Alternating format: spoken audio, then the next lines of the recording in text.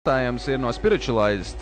Protams, mūsu klubja lietotājs, mūsu draugs ir Minčuks, kā mēs viņus saucam, tuvākie cilvēki. Tātad viņam ir jautājums, vai bez drošības līdzekļiem bieži ir kāpjat uz kādām ēkām, piemēram, tur pa kaut kādiem postpadomju cehu jumtiem, tātad? Bez tādiem līdzekļiem patiesībā es redzēju, kad priekšnieks saka, lai kāps, bet strādnieks saka, ka viņš nekāps, kamēr nebūs ierāvis. Un tas tā interesanti, bet nē, nu kāp jau ar līdzekļiem, bet ir tādas firmas, kas palaiž strādniekus ar tādām sistēmām, ka vienkārši, nu, godīgi sakot, man ir bail skatīties, kā tas nabaga cilvēks tur karājās un tīrinās. Ko nozīmē vārds ierāvis?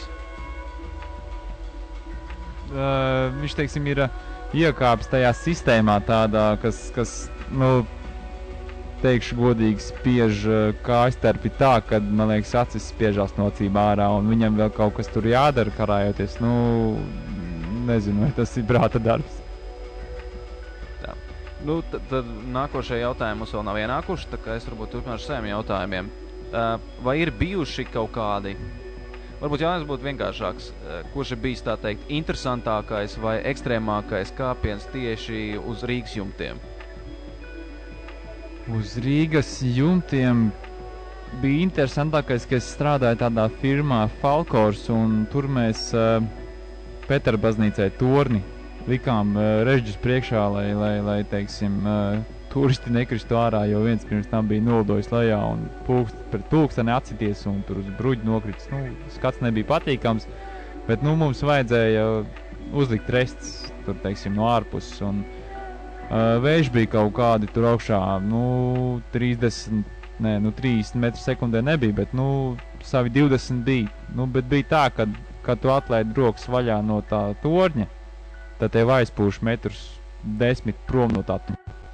Nu, tas bija tāds interesants gadījums. Vēl, protams, jautājums nākošais.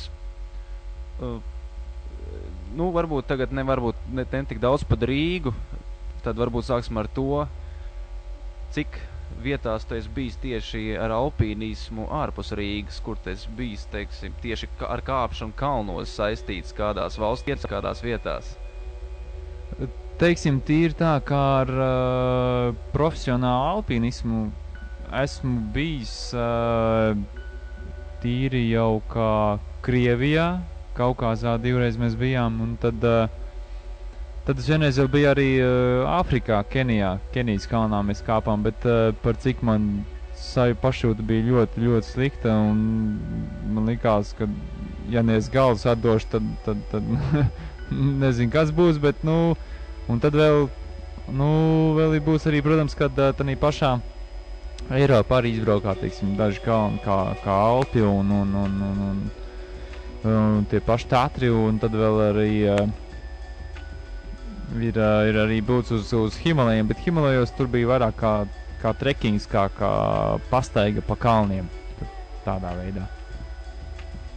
Vai ir iespējams salīdzināt tieši kaut kādā veidā Rīgas urbāno rūpniecisko vidi, ko tu dari, salīdzināt kaut kādā, nu, grūtības pakāpē tieši ar īstajiem kalniem, tur, kur, teiksim, varbūt Rīgas jumtiem tu kā virsū tu nodrošinies, protams, ka tu visur nodrošinies par to, lai tev nekas nenotiek, bet tādā ziņā, kad tā kaut kādām sajūtām vai ir kaut kas līdzvērtīgs, nu, teiksim, salīdzināsim tā, vai kāpšana īstajos kalnos ir salīdzinām tieši ar kāpšanu uz māju jumtiem un vēl visādiem slīpumiem un vietām, kur citi netiek?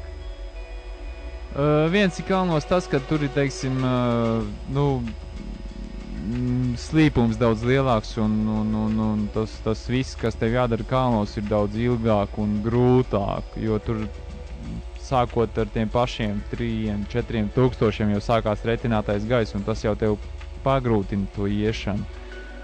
Bet Rīgas jumta, teiksim, plaknē, līdz 50 metriem tu uzskrien, noskrien, teiksim, nav jau viegli, bet nav arī tik grūti kā kalnos. Kalni, protams, prasa savu spēku pielietojumu, bet tam ir arī jāgatavojās, teiksim, tā.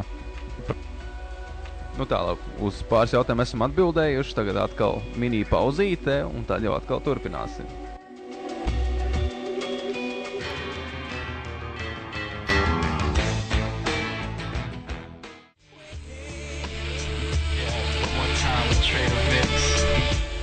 Tā, nu, mēs turpinam. Jautājums, kas par tev? Tie, kas zina, kas nezina, mēs runājam ar Kasparu par urbāno alpīnismu. Jautājums ir par to, vai tava firma, teiksim, kas jūs pamatā izmantojat alpīnismu tehniku un alpīnismu kā tādu, lai piekļūt vietās, kur citi nevar, vai tas tikai aprobežojas ar jumtu labošanu, vai arī, teiksim, es izmantotu tavus pakalpojumus, tāpēc, ka, piemēram, nu, tas stulps salīdzinājumā būtu manos 3 stāvu mājas ēkas jumta, kur ir ļoti slīps, bet kur ir tā aizturīta, lai nekrits sniegs, uz galvas ir palikusi ļoti dārga futbola bumba, vai tu būtu tas cilvēks atbraukt un nocelt viņu nost? Nu, es to varētu izdarīt, protams, bet droši vien, ka tikai uz vakar pusi, jo pa dienu, protams, ka būtu tā kā jāstrādā. Bet, nu, tas, protams, ka neaprobežojas tikai ar jumta likšanu, tas, protams, ir arī tas pats, kas koku zāģēšana, jo ir vietas, kur, teiksim, jānozāģē koks, lai vadi netiktu aprauti, un līdz ar to vajag to koku zāģēt pa zariem lejā, un tikpat labi tā tehnika nevar tikt klāt, piebraukt pie tā koka kaut kādā pagalmā, vai arī nomazgāt logus, kurus, teiksim, nevar no pacēlāja, vai arī netiek klāt savādāk, kā tikai mēs varam, teiksim, no virviem nolaisties un nomazgāt. Un arī, protams, ka fasādes kaut kāda plaisas labojumu negribu saukt pacēlāju, kas maksā stundā, pēdējais, ko es esmu dzirdējis, 30 lati vai 40 lati, un jārēķinās vismaz, lai salabotu kaut kādu caurumu, tad paies 3 stundas, jo pacēlājs prasa par atbraukšanu, aizbraukšanu un stāvēšanu. Tad varbūt man uzreiz sekojuši jautājums, tad, piemēram, ja tas pacēlājs man maksās uz 3 stundām, teiksim, brutāls 100 latus, tad, nu tā, bez liekas reklāmas, bet, piemēram, cik tas maksātu izsaukt tevi, lai tu salabotu to plaisu? Tas, teiksim, tīri tā, ja plaisa nav liela, tas maksātu daudz lētāk nekā tas pacēlājs. Tas būtu tiešām, zem 100 latiem.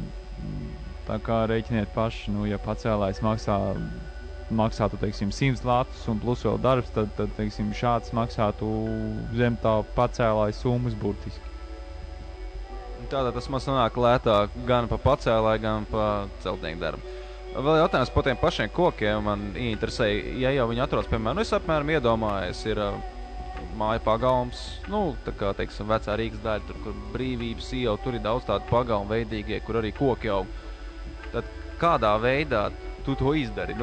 Es saprotu apmēram, ka tu vari izdarīt no jumta, ka tu mājas jumtu vajag pielabot, tu kaut kur pieāķējies, uzliec to visu to ekipējumu, to, nezinu, kā to sauc, to autiņus saucamos, apmēram nolaidies lejā, salabojot, citiem, piemēram, bail. Tad kādā veidā tu to dari uz koka? Es apmēram redzēju, ka to dara pacēlāji, bet es nevaru iedomāties, kā to dara cilvēks viens pats. Tad tev būs jāizbrauc pie gata mūsiņu uz smilteni uz laukiem, tad tu redzētu, kā tas notiek. Bet tas notiek patiesībā tā, kad ienāc pie tā paša koka.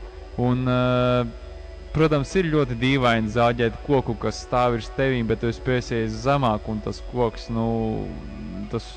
var krist arī tev virsū, bet, protams, cenšās jau zāģēt tā, lai viņš tev nekrīt virsū.